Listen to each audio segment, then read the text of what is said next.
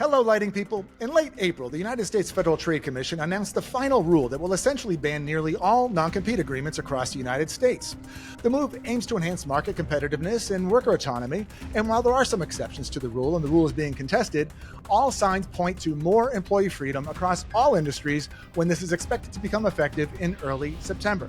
So we thought it would be a good idea to explore this from a lighting industry perspective, and we're pleased to be joined today by Eric Pollack, president of ESP Prosearch, a leading executive recruitment firm that serves the lighting industry. Eric, hello, and thank you for joining us today for 5 Big Questions.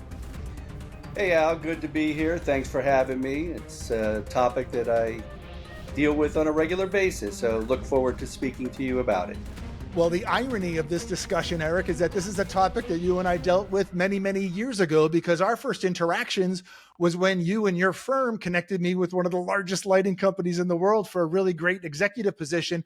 I know I gave you static, Eric. I gave you static over the non-compete. We worked it out. It worked out great, and there were no issues before, during, or after the employment.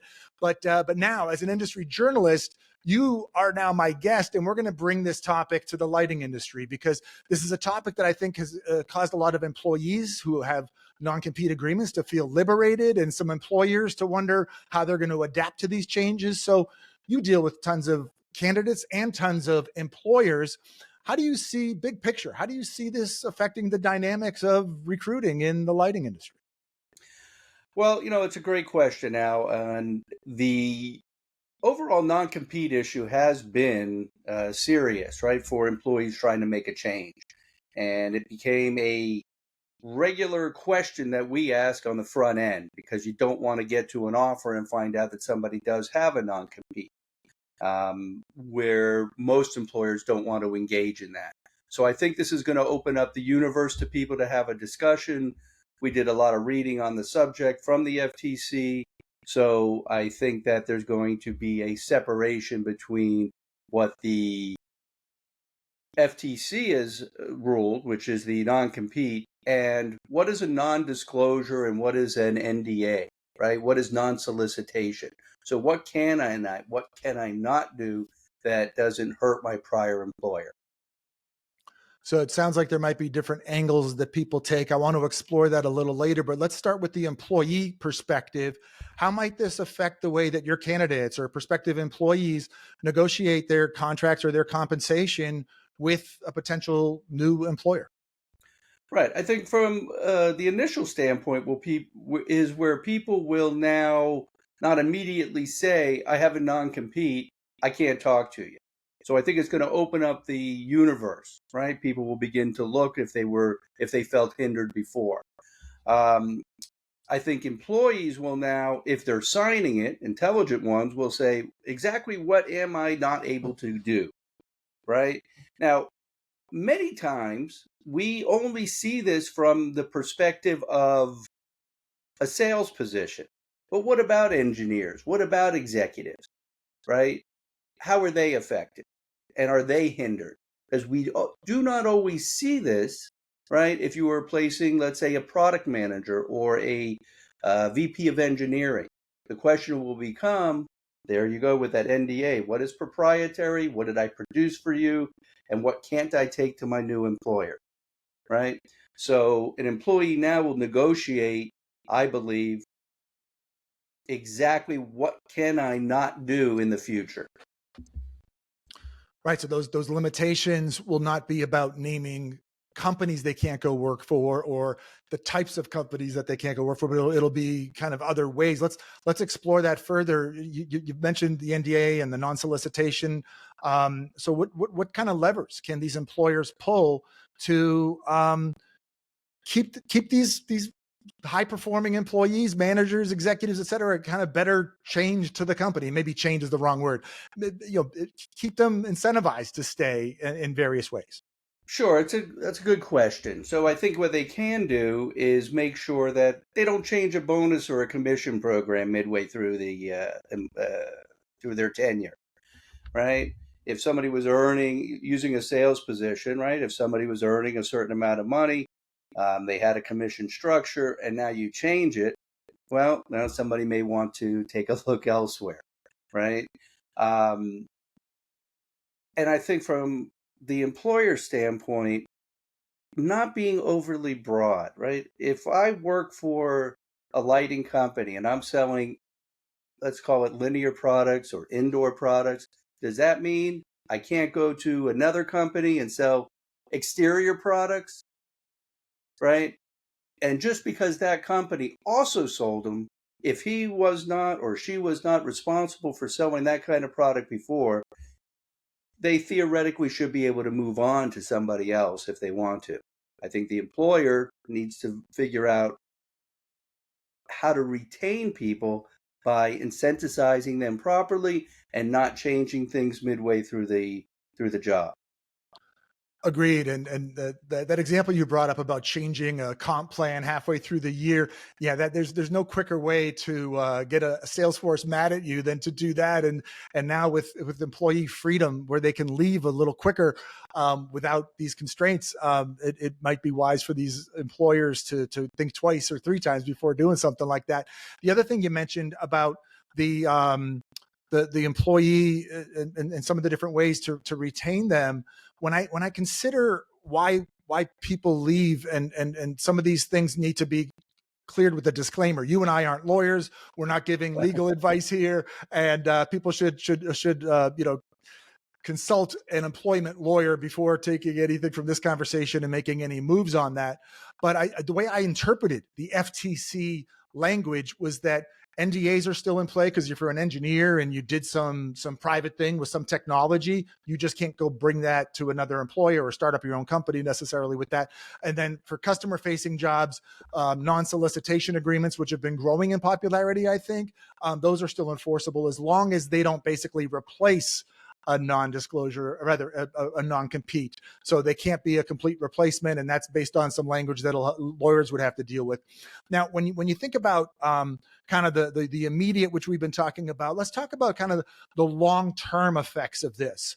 How will this affect kind of the career trajectories of people who, a generation ago, you had 3 jobs and you got a gold watch after 25 years. Now that 3 jobs might be more like 7 or 8 jobs over a career. Will we see a lot more job hopping? Will we see like free agency in sports where someone leaves company A to go to company B and they get a 30% raise? What are the long-term aspects of this for professional development and career trajectories?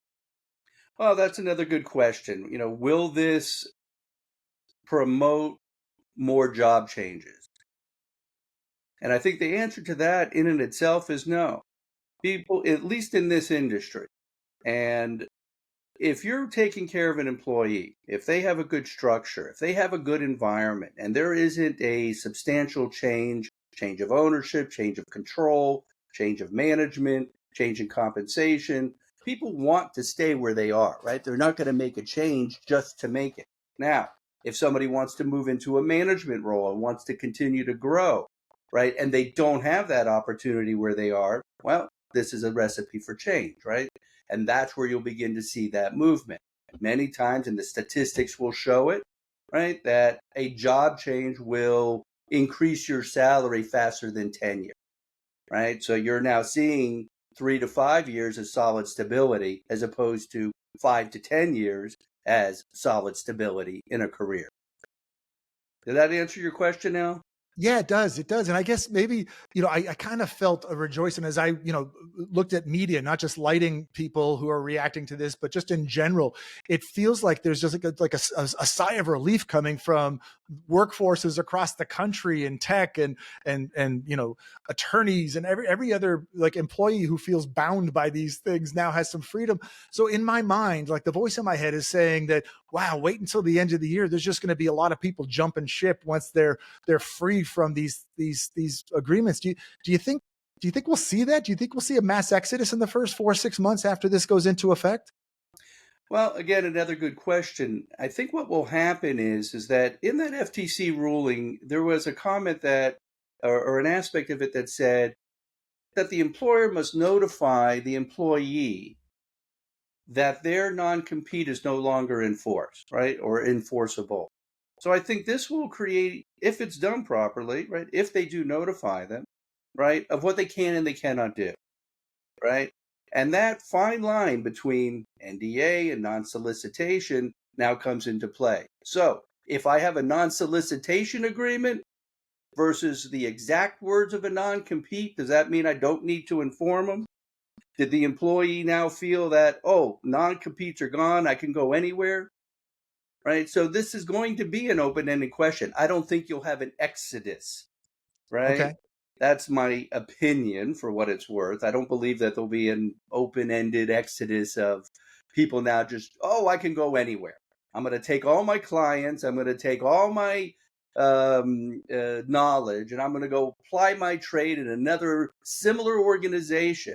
Because the real question is that if you go from one to another, are you damaging your prior employer, right? You cannot take business that's in a pipeline, right? You can't take a business if you have something specified, you're going to now try to specify or value engineer it with another firm, knowing the pricing structure that went into it. And this is the fine line of where if you don't hurt your prior employer, you can move to a new one as long as that's um, again, ethically done, right? You can't cause damage to your prior employer. And if we think about agents as a good example, how many times do they have multiple similar products on their line card, right? They have multiple manufacturers, right? If you go to Leducation, right, many times you could switch signs and not know the difference of that booth, right? So what is really proprietary? What is truly different? And what is considered to be an NDA? What is proprietary? And I think we're going to get into those questions if people just say, "Hey, I can change now." Yeah, and I think the non-solicitation will certainly be amped up on the agent side as well for those, or anyone with Any customer-facing employer. jobs. Yeah, for sure. So you mentioned earlier about the employer's responsibility based on this final rule to disclose that employees that are under non-competes need to be advised that that non-compete will no longer be enforceable. What other advice do you have for employers?